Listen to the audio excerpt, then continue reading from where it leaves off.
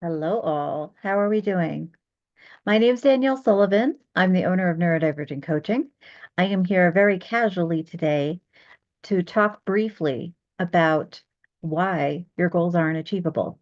On Saturday, we did a very cool webinar that was free for folks who signed up on reframing resolutions, all about New Year's resolutions. And this is, of course, a place where a lot of us are setting goals and then often not achieving those goals and then feeling crappy about not achieving those goals and shaming ourselves and doing the whole thing. The whole webinar is up for free on my Patreon, patreon.com/neurodiverging, and it's there permanently for free. Maybe not permanently, but at least for the next couple of months for free. So go check it out if you're interested. But if you have like just a couple of minutes and you want to know why you're not achieving your goals, here's why. This is like the most important 2 or 3 slides from the webinar. So first, there are two kinds or two ways of stating a goal you're trying to achieve. And these are what we call outcome goals versus process goals. Okay. So an outcome goal is I want to achieve a thing.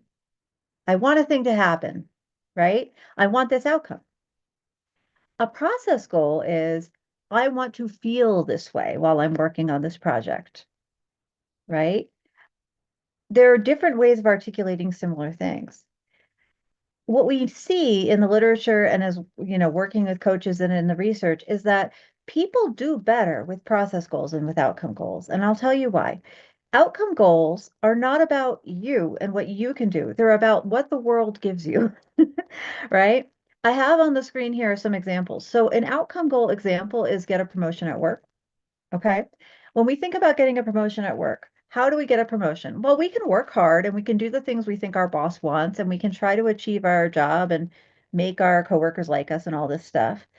But what else goes into us getting a promotion? Well, our boss's opinion of you, which you don't control completely, um, whether you got sick or not that one day that meeting was happening and really important, whether your tech worked on a meeting you had that day, whether there's money in the budget for you to get a promotion, whether the job is even open, whether the economy goes down, right? There's all sorts of external factors that go into you getting a promotion that have nothing to do with what you produce or what you do, right? So an outcome goal is in itself disempowering. It tells you that if you fail to get the promotion, that you did something wrong, and it invites shame. Whereas actually, you might have gotten the promotion for like a million reasons that have nothing to do with you, right? Versus a process goal. A process goal is how do I want to feel while I am working, right? So maybe my process goal is I want to enjoy my work-life balance. Now, this goal, you might still be hoping to get a promotion. You might be doing everything in your power to get a promotion, but we're also acknowledging that we have power over whether we enjoy our work-life balance to an extent, certainly further and to a further extent than getting a promotion. We don't have a ton of power in getting a promotion. However, I can decide what kind of job I apply to. I can decide how many hours I'm going to work a week. I can decide to ask for a raise. I can decide to move jobs, right? There's a lot more choice and agency in a process goal. Here's why this is important and why I want to bring it to your attention, right? Is that outcome goals are more rigid. They're often unrealistic. Think about that get a promotion and all the things that go into getting a promotion.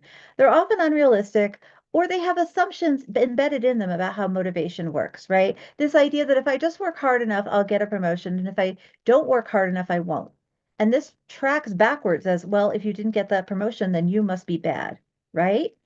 And if you're a neurodivergent person, right, which is who this webinar is for, if you're a neurodivergent person, you already are marginalized. You're already struggling to have agency in a world that further marginalizes you. And you're probably already struggling from some kinds of internalized shame and ableism and burnout, right? And external goals, outcome goals, are going to lead to more burnout. We can work our butts off for that promotion because we want whatever we want that comes along with it. And then when it doesn't work, we're going to feel shame about our performance. We're going to be burnt out. And actually, maybe what we didn't actually want that promotion, we wanted what we thought the promotion would give us, which is more work-life balance or better income or whatever it is, right?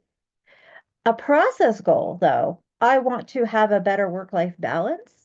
That is a flexible goal That is a neurodivergent friendly goal. It is realistic that even if we don't get the promotion, we can still work towards a better balance, right? We can still take small steps to our success in having a better balance.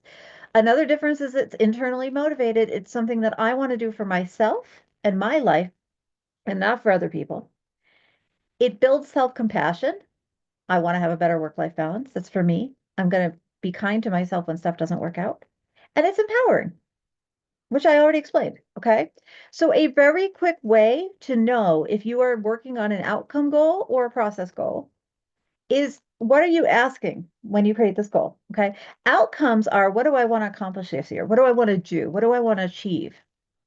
Okay. Processes are what small, meaningful changes would feel good to me. It's all about the feeling, the experience, the being here now. Okay. So here's my suggestion as a coach. Well, first of all, go watch the full workshop because you'll get a lot more than this little clip. But second, if you have set a goal this year, or if you plan to set goals in your future, which probably you will, look at your goal carefully and try to assess, is it an outcome goal or is it a process goal? Okay. And if it's not a process goal, strongly consider how you can make it a process goal. Okay. You're going to get better results. You're going to develop more self-compassion and empathy for yourself. You're going to avoid burnout and internalized shame and ableism. And you're going to get a lot more done and have a lot more success with it. Okay.